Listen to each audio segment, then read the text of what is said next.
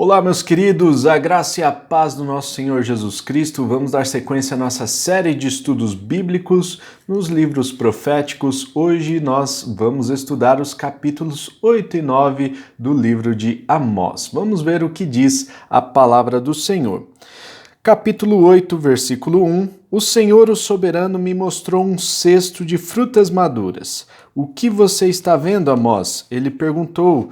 Um cesto de frutas maduras, respondi. Então o Senhor me disse: chegou o fim de Israel, o meu povo, não mais o pouparei. Naquele dia, declara o Senhor, o soberano, as canções no templo se tornarão lamentos. Muitos serão os corpos atirados por todos os lados. Silêncio. Ouçam, vocês que pisam os pobres e arruinam os necessitados da terra, dizendo: quando acabará a lua nova para que vendamos o cereal? E quando terminará o sábado para que comercializemos o trigo, diminuindo a medida, aumentando o preço, enganando-as com balanças desonestas, e comprando o pobre com prata e o necessitado por um par de sandálias, vendendo até palha com trigo? O Senhor jurou contra o orgulho de Jacó: jamais esquecerei coisa alguma do que eles fizeram. Acaso não tremerá a terra por causa disso, e não chorarão todos os que nela vivem? Toda esta terra se levantará como o Nilo, será agitada e depois afundará como o ribeiro do Egito.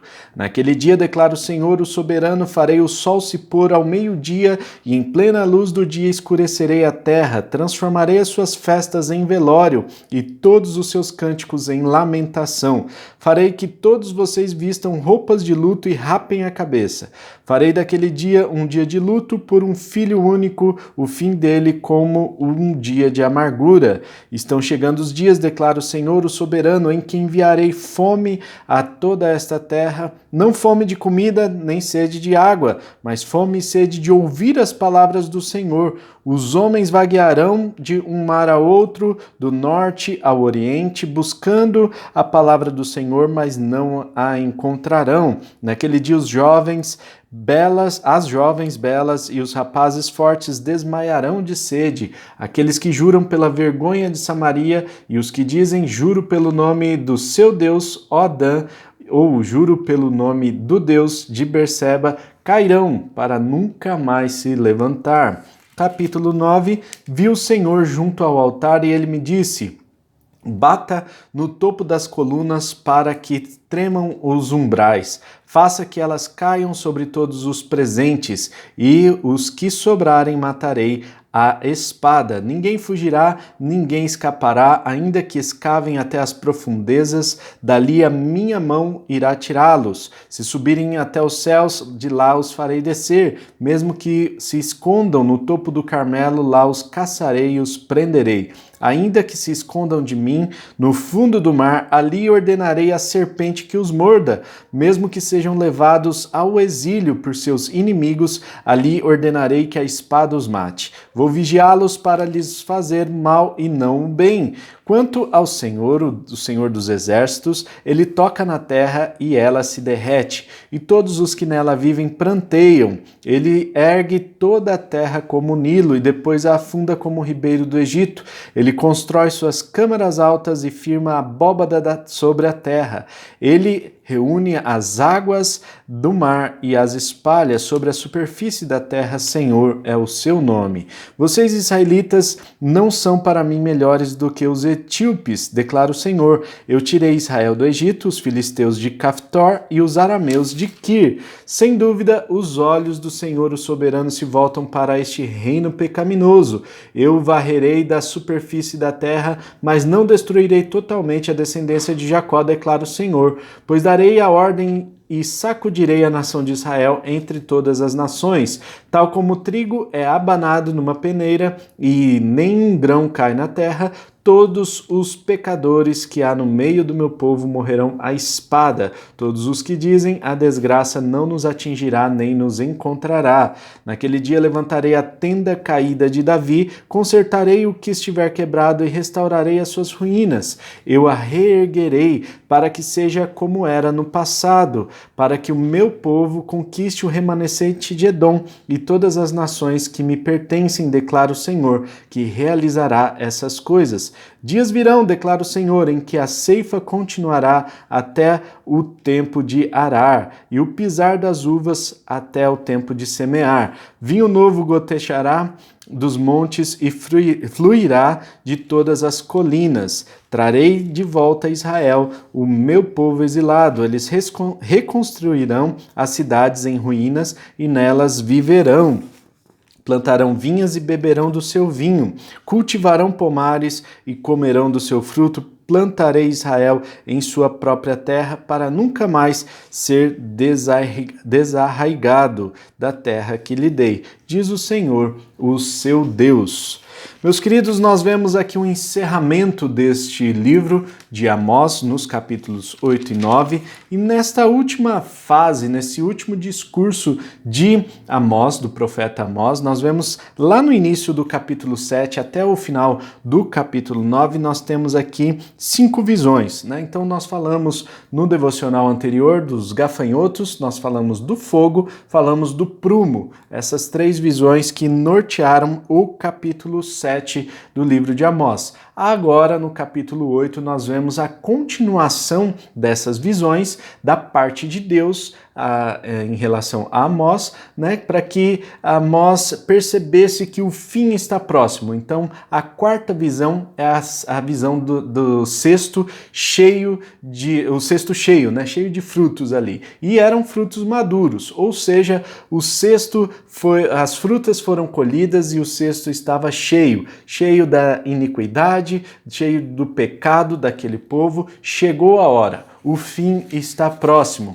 E nós entendemos assim, né? O fim está próximo, parece que vai ser amanhã, né? Naquela época era cerca de 30 anos. Então, em 30 anos aconteceria tudo isso que o profeta Amós profetizou aquele povo. E nós vemos aqui, irmãos, que o pecado estava crescendo assim a um ritmo galopante. A desonestidade era muito grande. Vejamos aqui que eles estavam comercializando trigo, diminuindo a sua medida, aumentando o preço, enganando com balanças desonestas, comprando o pobre com prata, o necessitado por um par de sandálias, vendendo até palha junto com o trigo, ou seja, a corrupção já havia dominado todo o comércio daquela região, o país estava imerso no pecado e por isso Deus estava justificando o seu juízo sobre o povo de Israel.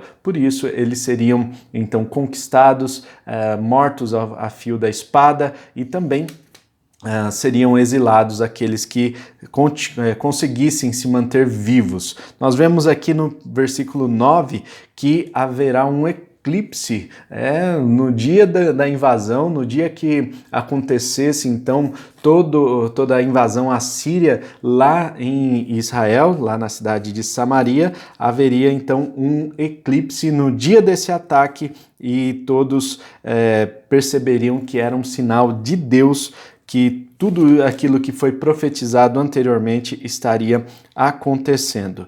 E um sinal interessante aqui é que as pessoas se arrependeriam e buscariam a palavra do Senhor, mas não encontrarão. Vejam só que esse dia do Senhor é narrado aqui, o dia do juízo que chega para o povo de Israel. É uma narrativa surpreendente e que tem muitas semelhanças também com o dia da vinda de Cristo, da segunda vinda de Cristo na Terra, quando ele virá para instaurar o seu reino milenar. Nessa época, as pessoas vão se arrepender e vão buscar a palavra de Deus, mas não vão encontrar. E assim aconteceu no dia no dia do juízo, no dia em que foi executado o juízo sobre o povo de Israel. Eles teriam fome e sede da palavra de Deus, mas eles acabaram não encontrando e foram mortos ao fio da espada.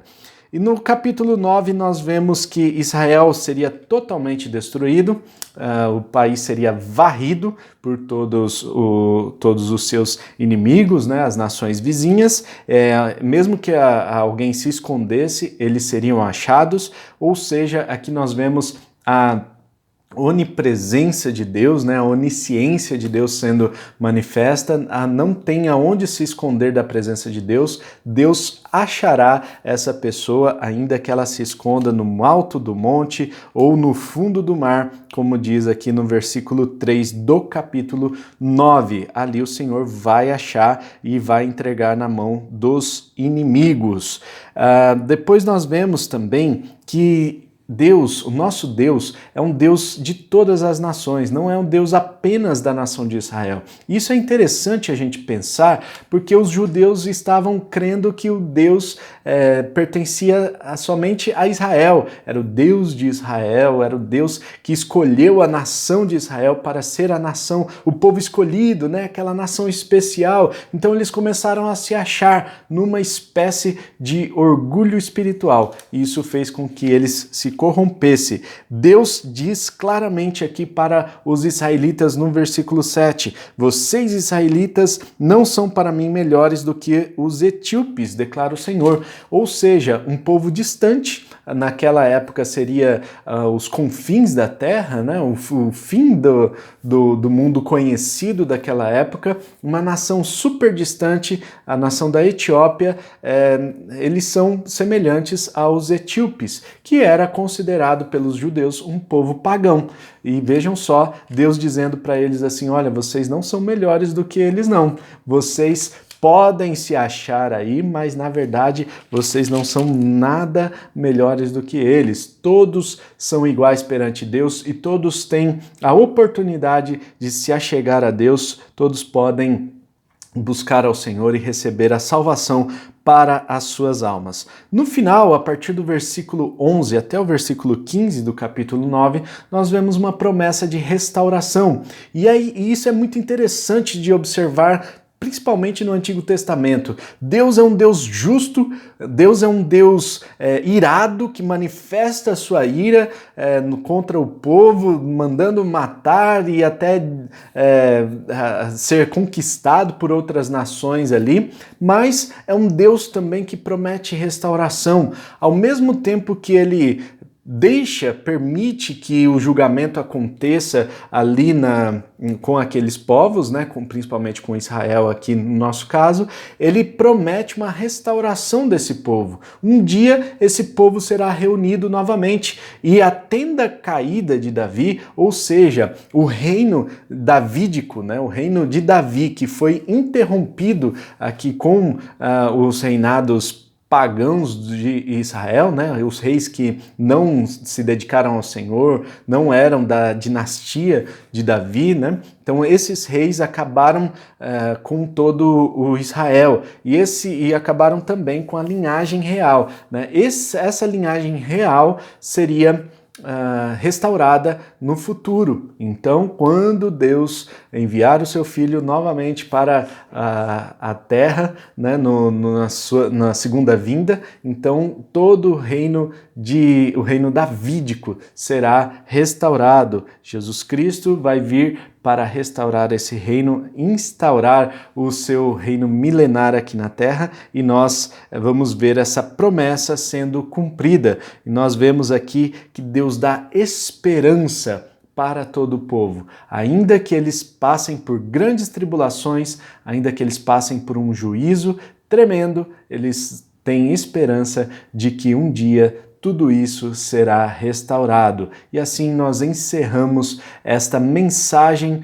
do profeta Amós, uma mensagem que mescla juízo, justiça com amor de Deus, graça, misericórdia e muita esperança. Assim é o nosso Deus, que manifesta ao mesmo tempo de forma equilibrada justiça e amor em tudo o que ele faz. Vamos orar? Pai Celestial, muito obrigado, ó Deus, porque o Senhor é amor e o Senhor é justiça também. O Senhor, ó Deus, manifesta esses dois atributos de forma muito peculiar na nossa humanidade, em todas as nações. O Senhor tem uma forma especial de lidar com a sua criação. Nós cremos na sua soberania e cremos, ó Deus, que o Senhor tem cuidado de nós que o Senhor tem dado esperança para todos nós. Ó Deus, que o Senhor continue nos abençoando, continue nos direcionando, continue protegendo aqueles que são seus e que nós também tenhamos o discernimento para que possamos viver em santidade e honrar ao teu santo nome. Nós queremos te adorar, te glorificar no dia de hoje. Nós oramos em nome de Jesus. Amém e amém. Amém. Não se esqueça de comentar aqui se esse devocional tem feito algum efeito na sua vida, né? Se tem sido bênção e como também nós podemos melhorar. Se inscreva no nosso canal para ficar por dentro das novidades e olha, gente, compartilha essa mensagem com todas as pessoas que você conhece. Vamos formar aí um exército de pessoas que leem a palavra de Deus, que estão firmadas nesse propósito de fazer os devocionais, de se aprofundar no estudo da palavra de Deus, tá certo? Um forte abraço, até amanhã, tamo junto, tchau!